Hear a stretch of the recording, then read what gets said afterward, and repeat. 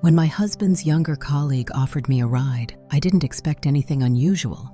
But at the stoplight, when he asked one simple question, my entire world shifted. I'm 52, a loyal wife, a mother. And in that moment, I realized how long it had been since someone truly saw me. What happened next changed everything I thought I knew. Hi everyone, I'm Jessica, the storyteller on the Adult Women's Tales channel. Here, I'll share stories about love, conflicts, betrayal, and infidelity within American families. These stories offer a deep look into relationships and the challenges families face. Stay tuned and explore with me. If you love emotional stories and want to uncover the hidden secrets in families, don't forget to like, subscribe, and turn on notifications so you won't miss any of our videos. At 52, I've spent the majority of my life adhering to the rules. Married at a young age, I dedicated myself to raising 2 daughters and remained steadfastly loyal to my husband through every challenge and triumph.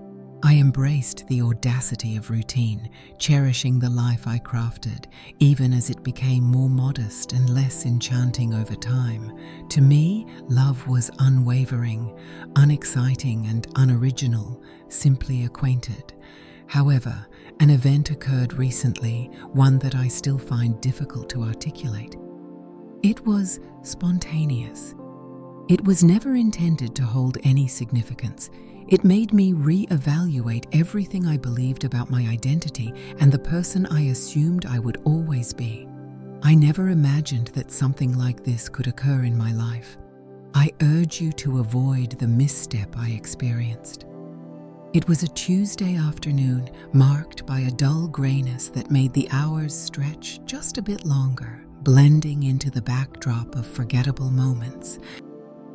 My car broke down once more. This marks the 3rd time this month, and Tom, my husband, was tied up in meetings all afternoon.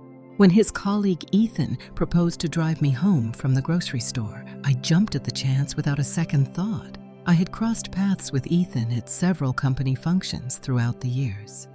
He appeared to be in his late 30s, younger than Tom, and spoke with a calm, confident demeanor. He consistently appeared courteous and respectful, the type of individual who would hold the door open and make eye contact while inquiring about your well-being. Though I hadn't considered it deeply before, I always observed how his gaze lingered, not in a way that crossed boundaries, just a bit longer than usual. Casual conversation flowed between us in the parking lot. He graciously volunteered to stow my bags in the trunk of his silver sedan, which was surprisingly spotless for a bachelor. "Are you certain this isn't inconvenient for you?" I inquired, easing into the passenger seat. He smiled. "Not at all. I'm located just a quick 10 minutes beyond your location. Provides a perfect reason to leave the office ahead of schedule." His voice carried a gentle warmth, unhurried and inviting. It instilled a peculiar sense of safety in me, a feeling I rarely experienced around other men. With Tom, it felt like every interaction had turned into a mere transaction. Grocery lists, bills, and picking up the dry cleaning. I held no resentment towards him for it. Isn't that what marriage evolves into after 3 decades? Just as we exited the lot, the sun peeked through the clouds, illuminating the moment with its warm glow. The dashboard glowed with a warm hue, and I caught Ethan stealing a sideways glance at me, his hand resting comfortably on the wheel. "You appear to be quite reserved," he remarked. I simply shrugged. "Today has been quite the day. You're familiar with the experience?" He simply nodded, his gaze returning to the road ahead. Yet, there was an undeniable quality to his presence that enveloped the car, making it impossible to overlook. Not affectionate, simply here, attentive and engaged. We discussed the typical topics: traffic conditions, the current weather, and a newly opened bakery on Elm Street.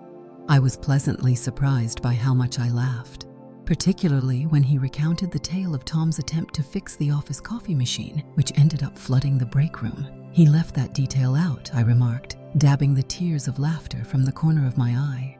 Ethan added with a grin. He likely skipped over the part where he pinned the blame on the intern. I chuckled once more, allowing the moment to settle into silence. The vibrant energy of the city gradually diminished as we cruised into the more tranquil suburban stretch of Maple Lane. The homes basked in the warm embrace of golden afternoon light, exuding a sense of familiarity and safety. At that moment, we reached a stoplight. We lingered in quietude for a brief spell. The stillness held a unique quality, as if the moment itself had paused to inhale. Ethan glanced my way, not with any flair or theatrics, but just enough to connect our gazes. "Could I ask you a question, Sarah?" I nodded, perplexed by the sudden intensity of my heartbeat. "Have you ever questioned whether you are truly noticed?" The question struck a chord deep within me, in a realm I hadn't explored in ages. "Seen," I echoed gently. He gave another nod. "It's about being more than just a wife or a mother. It's about being uniquely you." I turned my gaze to the window, watching the houses pass by, striving to maintain a steady voice. I mentioned it constantly. The light changed to green, yet we remained still for a moment. He paused for a moment, allowing me the opportunity to elaborate. "I did not. I was unable to." With a smooth motion, he eased his foot onto the gas pedal and the car glided ahead. There was a brief silence between us.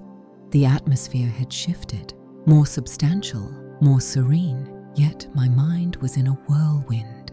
The journey carried on in quietude for a spell, yet it was not a silence that yearned for interruption.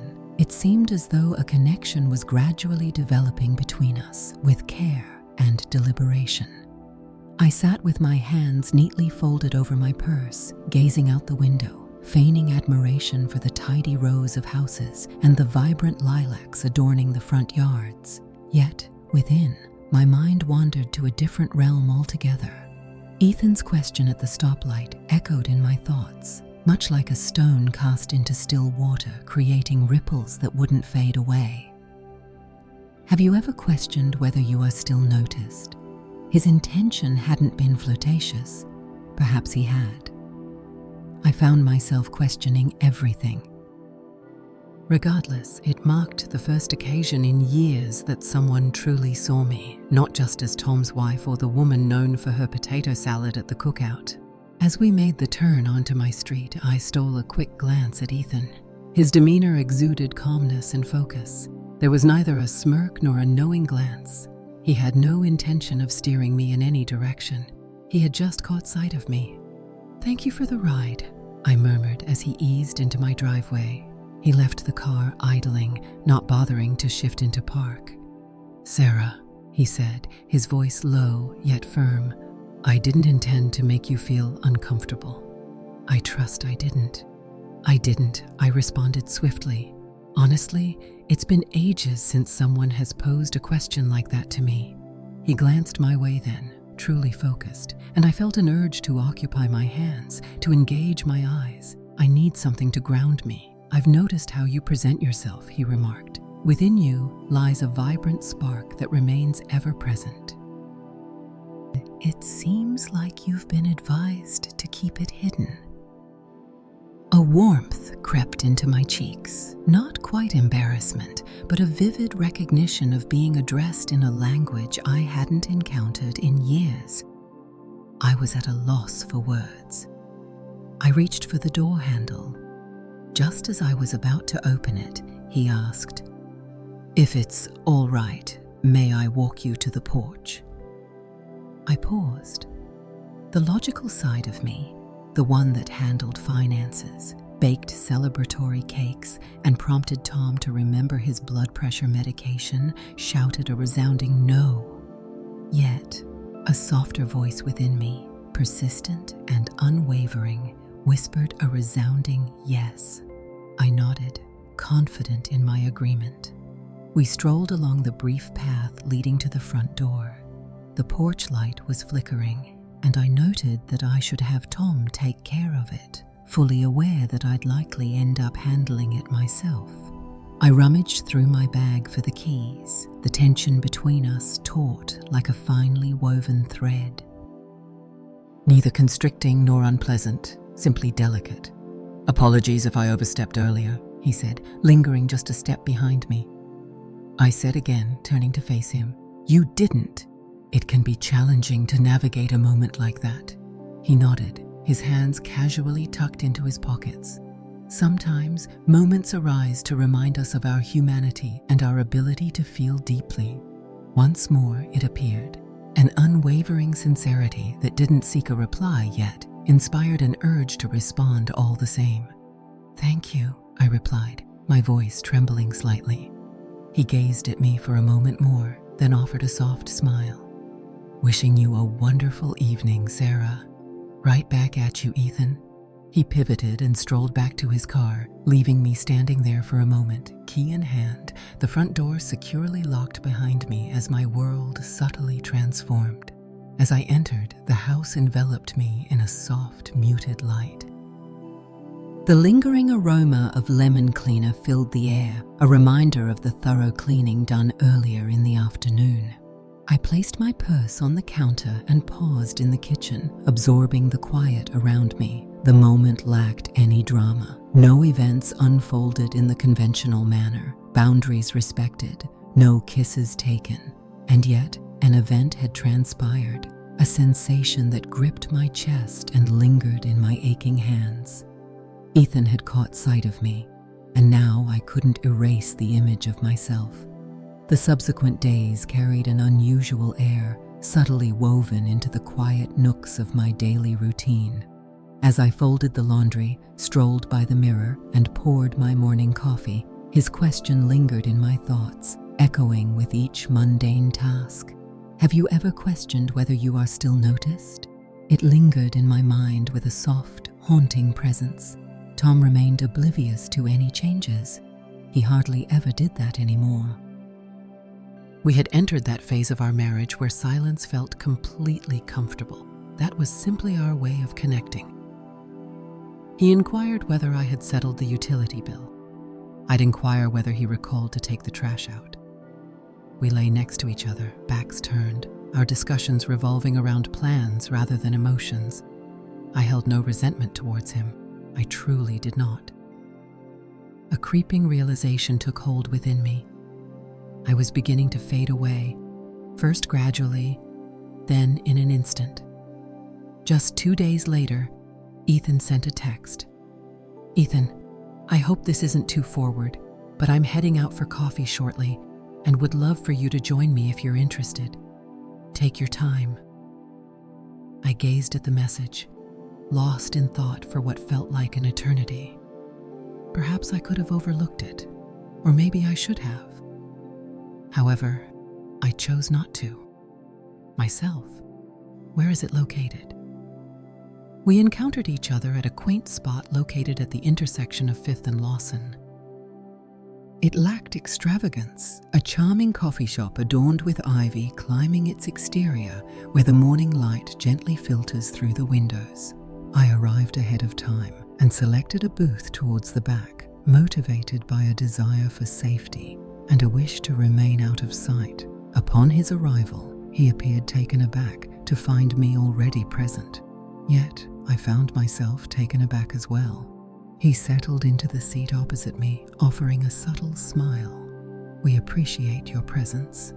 "I nearly didn't," I admitted honestly, stirring my coffee even though it was untouched by any additions.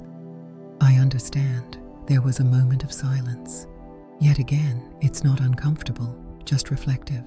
"I've been reflecting on your words, and I've come to a realization about the importance of being seen." He leaned in a bit, attentive to every word. I suppose I didn't fully appreciate how much I longed for it. Not merely attention, but rather the act of someone truly noticing, someone perceiving beyond the surface. He gave a nod. In the hustle of caring for others, we often overlook the importance of pausing to check in with ourselves. Finding your way can sometimes feel overwhelming. "I believe I lost my way some time back," I murmured softly. We both fell silent for a moment. Then, maintaining his tone and posture, Ethan remarked, "I don't want to complicate your life, Sarah. I didn't contact you for that reason. I truly appreciate our conversations. They bring me joy." It was the genuine sincerity in his voice that captivated me, not the flirtation, not the subtle hints, simply the essence of human kindness. It felt unique, cherished, almost. We engaged in a conversation for almost an hour, touching on topics that seemed trivial, yet held a deeper significance. The memories of our childhoods, the meals that brought us joy, the melodies that soothed us through sleepless nights.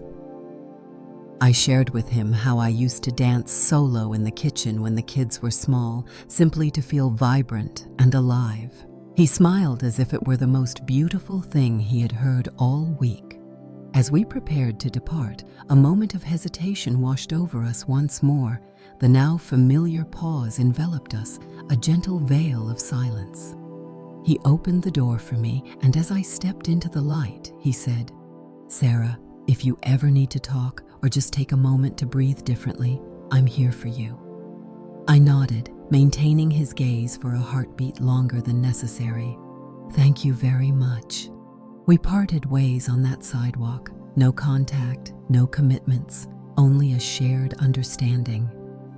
That night, as I nestled in bed beside Tom, his back facing me, I could hear his slow, even breaths.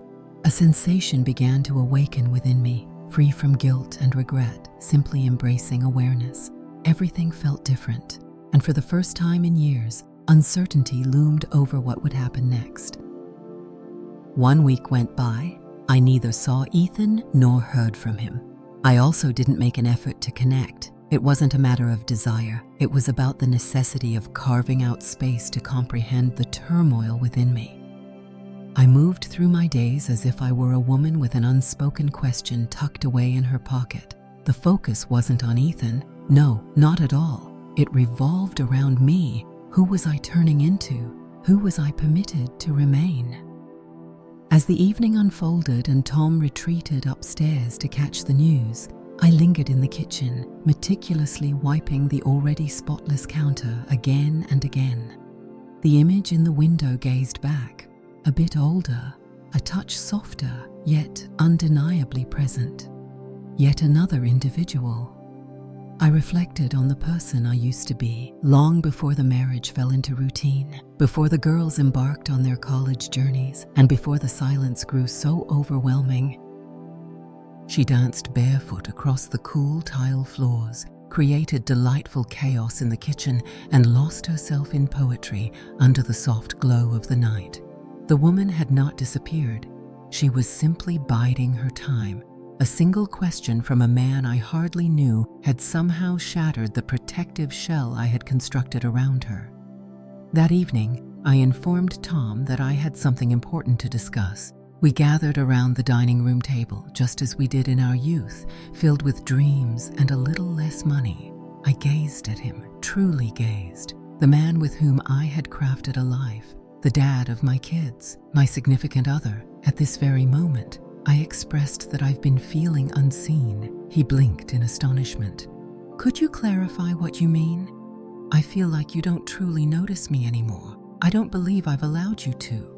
He leaned back, arms crossed in contemplation. "What's the source of this?" I paused, selecting my words with precision. From a deep, unspoken part of me that has remained silent for far too long, I kept Ethan to myself. It wasn't due to any hidden motives. This situation transcended the presence of another man. This was about the woman I had ceased to be, the woman I wished to keep in my memory. Tom glanced downward, his fingers grazing his jaw as they always did in moments of uncertainty. I suppose I believed we were in a good place. "We are," I stated. "I desire something beyond mere comfort. I long to experience that vibrant sense of life once more." For what felt like an eternity, silence enveloped us both.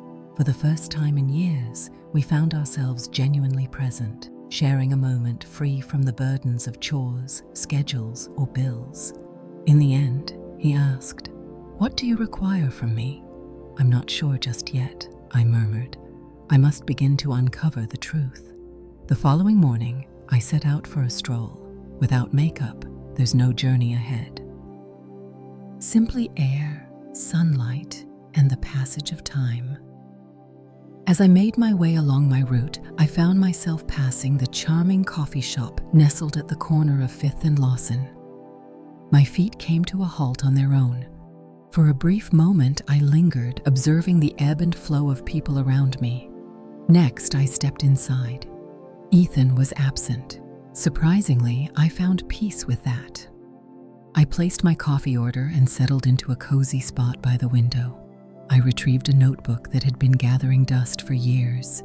The pages lay empty, yet an unmistakable sense of a new chapter lingered in the air. Not about something reckless or forbidden, but rather something essential. I was perfectly capable on my own. I was not in search of romance or a savior. I simply had to remind myself that I was still present. I still had value to be appreciated. As I savored my coffee and let my pen glide across the paper, another realization dawned on me.